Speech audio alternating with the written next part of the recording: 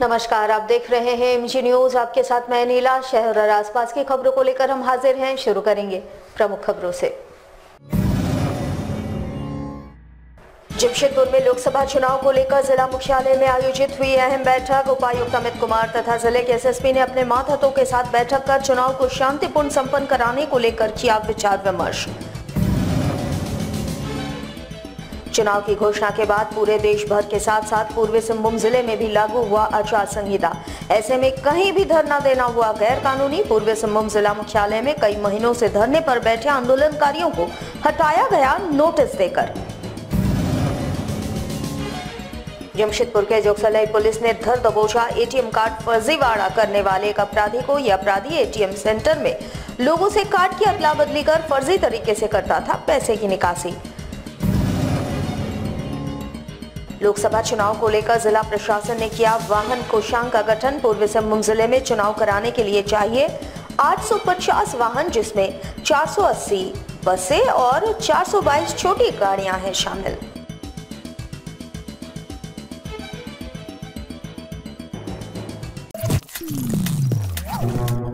अब खबरें विस्तार से। जमशेदपुर में लोकसभा चुनाव को लेकर जिला मुख्यालय सभागार में एक अहम बैठक हुई, जिसमें उपायुक्त अमित कुमार, एसएसपी अनूप बिरथरे, ग्रामीण SP, city SP, DDC, SDO समेत जिले के सभी बड़े अधिकारी शामिल हुए। इस बैठक में किस तरह शांतिपूर्वक चुनाव कराई जाए, इसको लेकर चर्चा की गई। साथ ही उपायुक्त अमित कुमार ने अधिकारियों को कई जरूरी दिशा निर्देश दिया। वहीं इस दौरान सभी राजनीतिक दलों को चेतावनी दी गई कि कहीं भी पार्टी का झंडा, बैनर नहीं लगा रहना चाहिए। साथ ही व्हाट्सएप ग्रुप पर भी किसी तरह का प्रचार नहीं चलेगा, अन्यथा पार्टी के उच्च अधिकारियों पर कार्रवाई की जाएगी।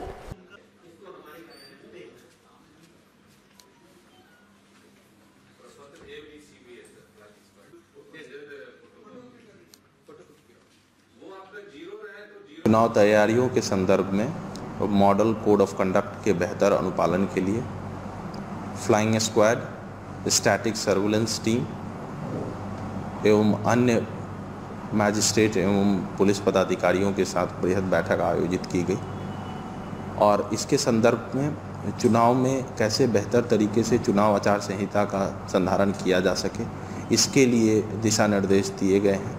खास तौर पे सी विजिल के माध्यम से जो कंप्लेन आ रहे हैं उनके निपटारे का, जो ससमय निपटारे का निर्देश जो है वो दिया गया। साथ ही साथ विभिन्न राजनीतिक दलों द्वारा जो मॉडल कोड ऑफ कंडक्ट के जो पालन है, अनुपालन सुनिश्चित करने के लिए भी निर्देशित किया गया।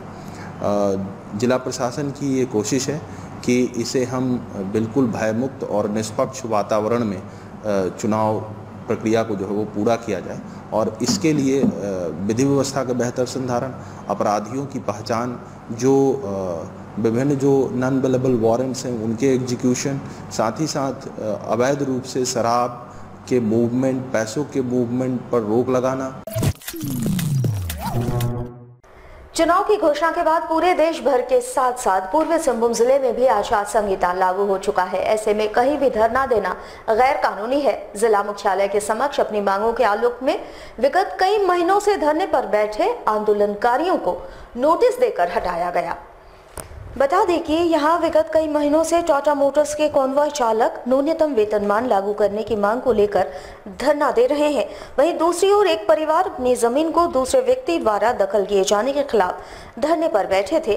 धालूम अनुमंडल पदाधिकारी ने दोनों को नोटिस जारी किया और आचार संहिता का हवाला देते हुए धरने को गैर कानूनी करार दिया और धरने को समाप्त करने के आदेश दिए।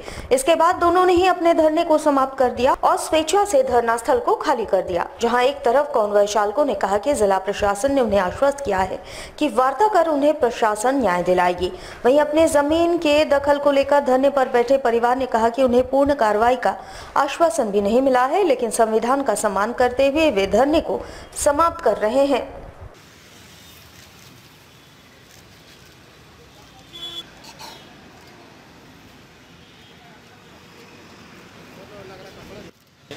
एक रिटर्न आया हम लोगों को, वो रिटर्न पहली बार आया कि कॉन्वॉय चालक का आंदोलन सही है और इनके साथ जिला प्रशासन की ओर से कभी भी न्याय नहीं हुआ। लेकिन आज जो बात आई है उसमें एक बोर्ड बैठा जहां हमारे दोनों सीनियर अधिकारी एसपी महोदय बैठे एसडीओ बैठे, एसडीओ महोदय बैठे, डीसी महोदय बैठे और वहाँ ये बात को रखा गया कि ज्ञान सागर कनवाई चालकों का आंदोलन के साथ हम लोग भी हैं, कल हम लोग इसका निपटारा कर देंगे, तुम्हारी जो बात है इसको कल हम लोग हर हाल में करेंगे। और उसके बाद भी कनवाई चालकों की जो भी मांग है उसके साथ जिला प्रशासन अब खड़ा रहेगा। तो प्रशासन और चुनाव आयोग की जो गरिमा है उसको बनाए रखने के लिए हम लोग धरना को आज स्थगित कर रहे हैं और ये विश्वास के साथ हम लोग जाएंगे यहाँ से कि कनवाई चालकों के साथ जिला प्रशासन खड़ा रहेगा। इलेक्शन के चलते आचार संहिता लगा हुआ है और एसडीएम अनुमंडल पदाधिकारी के वहाँ से आदेश आया था कि आप धरना पर बैठे हुए हैं, जो आचार संहिता का उल्लंघन है। और हमारे परिवार का मानना है कि यह आचार संहिता का उल्लंघन नहीं है, क्योंकि यह मांगे जो है हमारे परिवार को सताया गया है, इसीलिए हम लोग धरना पर बैठे थे। पर संविधान का हम लोग भी सम्मान करते हैं और हमारी लड़ाई आगे भी जारी रहेगी। इसके लिए भी हम लोग डीसी साहब के पास जा रहे हैं मिलने के लिए, हमें न्याय नहीं मिला है।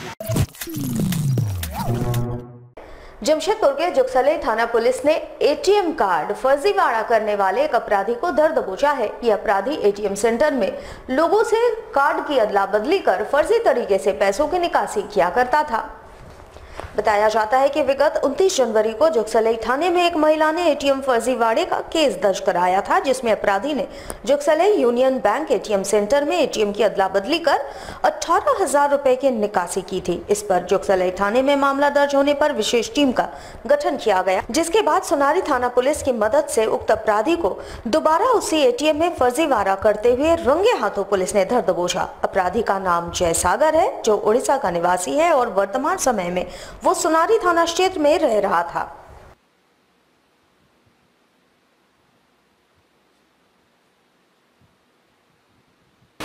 एक जय सागर नाम का एक व्यक्ति गिरफ्तार हुआ, जो एटीएम बदल के फर्जीवाड़ा कर दूसरे का पैसा निकासी क्या करते थे।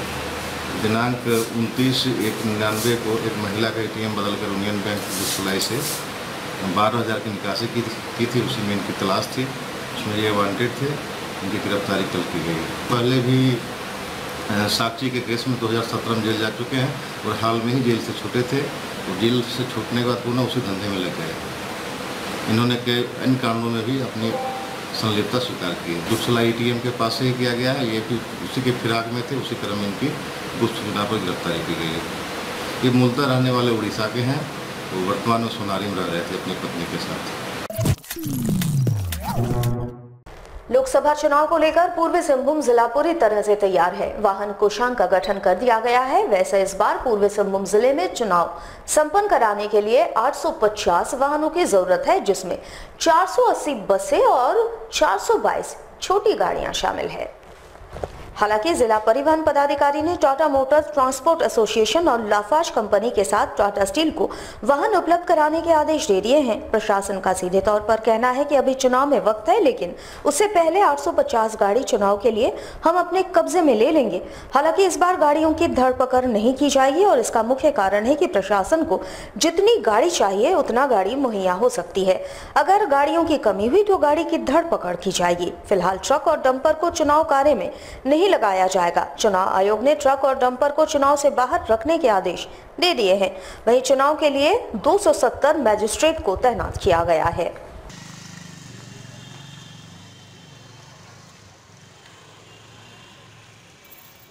चुनाव को लेकर के हमें चूँकि हम लोग चुनाव अभी लंबी प्रक्रिया है, अभी 2 महीना पहले है, तो हम लोगों को चुनाव के समय जो है पुलिस बल या अथवा पार्टी डिस्पैचिंग के लिए अलग अलग तरह से अलग अलग फेज वाइज गाड़ी की आवश्यकता है। ऐसे हम लोग को टोटल आवश्यकता है लगभग 850 गाड़ी। ऐसे सब मिला जुला के 422 और बसों की ज़रूरत है, गाड़ियों वाहनों की ज़रूरत है, छोटी बड़ी गाड़ियों। टोटल 850। सबका अलग अलग रेट सरकारी दर निर्धारित है। इसका अभी नया रेट निर्धारित हुआ है 3100 रुपये। सरायकेला खरसावां जिले के तिरुल्डी थाना अंतर्गत चिलगू गांव के समीप एक तेज रफ्तार कार ने स्कूटी सवार को टक्कर मार दी, जिसमें एक ही परिवार के 4 सदस्य घायल हो गए। घायलों में 2 बच्चे भी शामिल हैं। बताया जाता है कि कपाली का रहने वाला मोहम्मद आकुल अपने परिवार के साथ शादी समारोह से लौट रहे थे। उसी दौरान स्कूटी को एक कार ने पीछे से टक्कर मार दी और मौके से फरार हो गए। उधर स्थानीय लोगों की मदद से घायलों को अस्पताल पहुंचाया गया, जहां महिला की हालत नाजुक बनी हुई है।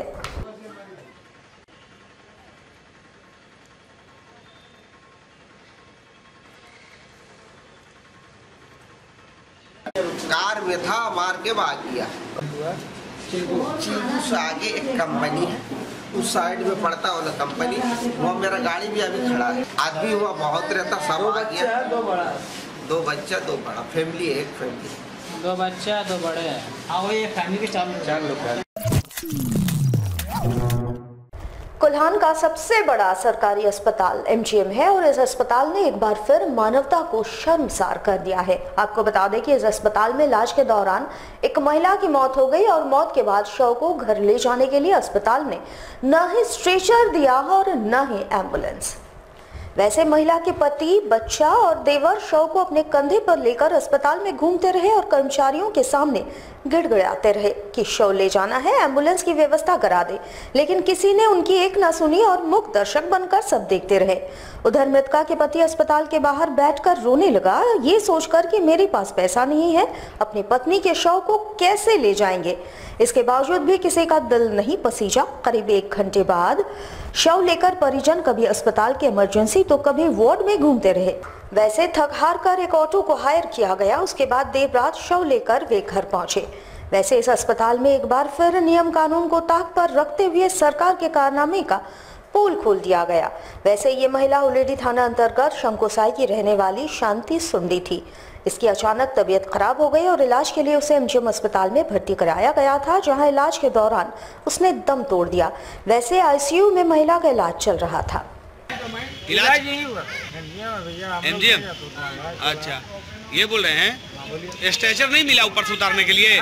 स्ट्रेचर नहीं मिला, कोई नहीं दिया, अपने से उतार के लेके आया और दिया भी नहीं कोई। लोकसभा चुनाव के बिगुल बजते ही लोकतंत्र के महापर्व को लेकर सभी राजनीतिक पार्टी मैदान में आ गए हैं। वहीं राज्य के पूर्व मुख्यमंत्री और भारतीय जनता पार्टी के कद्दावर नेता अर्जुन मुंडा के खूंटी लोकसभा सीट से मैदान में उतरने की चर्चा जोरों पर है।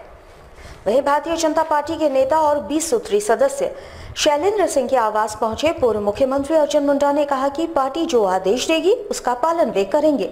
वैसे व्यक्ति नहीं, पार्टी चुनाव लड़ती है। यानी दबे जुबान से अर्जुन मुंडा ने ये स्वीकार कर लिया कि खूंटी लोकसभा सीट से वे चुनाव लड़ सकते हैं, लेकिन जब तक नामों की घोषणा नहीं हो जाती कुछ भी कहना जल्दबाजी होगी। से हैं जी, है ना जी। और चुनाव संगठन लड़ते हैं, कोई व्यक्ति नहीं। संगठन सिद्धांत विचार के साथ चुनाव लड़ा जाता है जी। तो उसमें संगठन माध्यम से जो फैसला होता है वो चुनाव जो संसदीय समिति है उसमें जी। तो उसके बाद पता चलेगा।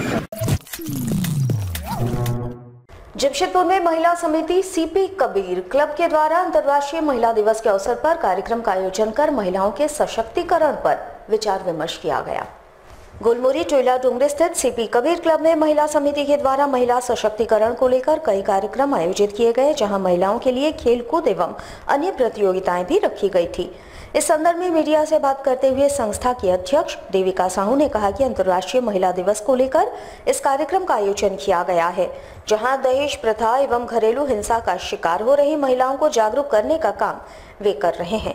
हम अपने हक और अधिकार को लेकर संघर्ष तो करते हैं, वहीं दूसरी तरफ आए दिन महिलाओं के साथ हो रहे अत्याचार को खत्म करने एवं महिलाओं को सामान्य अधिकार देने पर विचार विमर्श किया गया।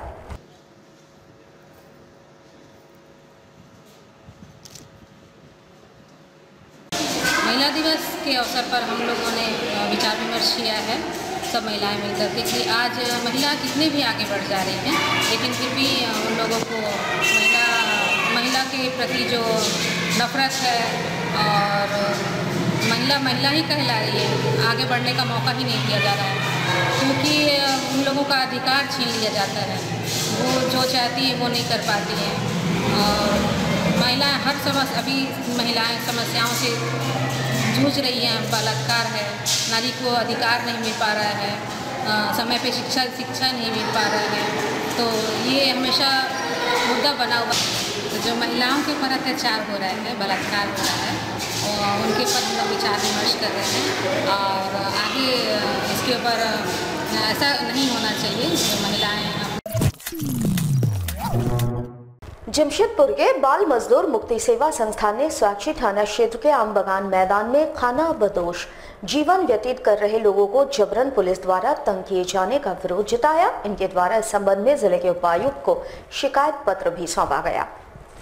संस्थान के संरक्षण बताते हैं कि ये खानाबदोश जीवन व्यतीत कर रहे लोग भी मनुष्य हैं और इनका भी मौलिक अधिकार है, लेकिन इनके निवास स्थान को जबरन कंपनी प्रबंधन ने छीन लिया है, जिसके बाद ये आम बगान मैदान के कोने में झोपड़े में रहकर भिक्षाटन कर अपना जीवन व्यतीत कर रहे हैं। ऐसे में लगातार स्थानीय पुलिस द्वारा इन्हें जबरन कहीं भी चोरी होने पर परेशान किया जाता है।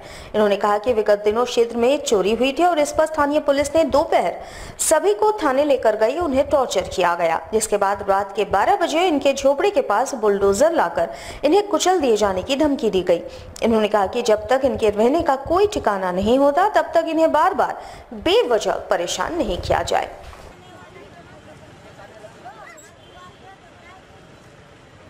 ये 200 साल से इसका पूर्वज यहाँ पे रहते हुआ रहा। पहले ये चिनाब रोड का जो रोड है वहाँ पे लोग रहता था। इसको द्वारा इसको हटा के दूसरा जगह ले गया, मतलब जहाँ तहाँ छोड़ दिया। ये लोग जहाँ तहाँ रहना शुरू कर दिया, तो ये बेघर लोग कब तक रोड में रहेगा। उस डिमांड को लेकर 2006 से मेरा लड़ाई जारी है। 2016 में यहाँ पे हमने धरना भी दिया था, जिसमें ह्यूमन राइट्स कमीशन में अभी केस भी चल रहा है। तो बार बार किसी गरीब को चोर कह के आप पकड़िए, चोर है तो आप ले जाइए, कोई आपत्ति नहीं है, लेकिन हर किसी को बार बार कहीं भी चोरी होता है तो यही लोग रात में उठा के ले जाता है कि तुम चोर है। तो आप क्या चोर का सर्टिफिकेट, मतलब आपका तो है अधिकार भाई चोर का सर्टिफिकेट देने का, जो चोर है उसको पकड़ने का तो आपका अधिकार पावर है नहीं, उसके तो शॉर्टकट चलता है। आप जो सही चोर है उसको पकड़िए, उसमें कोई आपत्ति नहीं है, चोर को पकड़ के आप ले जाइए, लेकिन गरीब को तंग मत कीजिए, आराम से रहने दीजिए। आपको हटाने का कोई अधिकार नहीं है। जब कमीशन में केस चल रहा, जो कमीशन का ऑर्डर होगा वो मान्य होगा, आपको हटाने का अधिकार नहीं है। जमशेदपुर के एलबीएसएम कॉलेज में एनएसएस इकाई के द्वारा रक्तदान शिविर का आयोजन किया गया, जिसमें कॉलेज के छात्रों ने बढ़ चढ़कर हिस्सा लिया। लगातार एनएसएस के द्वारा कॉलेज में इस तरह के शिविर का आयोजन किया जाता है, जिससे कि जरूरतमंदों तक समय पर रक्त पहुंचाई जा सके। रक्तदान शिविर के दौरान कॉलेज के छात्रों को रक्तदान के विषय में जागरूक भी किया गया।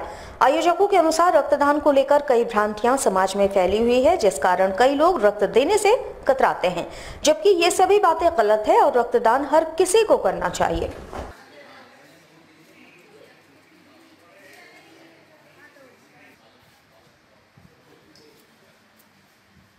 एलबीएसएम कॉलेज में राष्ट्रीय सेवा योजना के यूनिट की इकाई की तरफ से रक्तदान शिविर का आयोजन हो रहा है, जिसमें कि हमारा ये लक्ष्य है कि करीब 50 से 60 यूनिट ब्लड हम लोग दे सकें। इससे बच्चों को बताया गया है कि क्यों ब्लड देना आवश्यक है और उसकी पूर्ति कैसे हो सकती है। उससे किसी प्रकार की कमजोरी नहीं आती है शरीर में। जहाँ तक कि कभी भी कोई एक्सीडेंट घर में हो जाता है तो अगर हम ब्लड नहीं दे रहेंगे तो उसकी पूर्ति कहाँ से होगी। दूसरी बात जो है, ये पूर्ति जो है 350 ml से 400 ml तक के आवश्यकता होती है, जो कि मिनिमम 21 दिन में एकदम नॉर्मल खाने पीने से हो जाता है। हमारे साथ लगातार जुड़े रहने के लिए आप हमें YouTube पर जरूर सब्सक्राइब करें। अगर आपके पास कोई सूचना या समाचार हो या फिर आप हमारे न्यूज़ चैनल में विज्ञापन देना चाह रहे हो तो हमारे स्क्रीन पर चल रहे इस नंबर पर हमारे साथ ज़रूर संपर्क करें। आज के लिए बस इतना ही। कल आपसे फिर मिलेंगे कुछ नई खबरों के साथ। तब तक के लिए MG न्यूज़ की पूरी टीम को दीजिए इजाज़त। नमस्कार।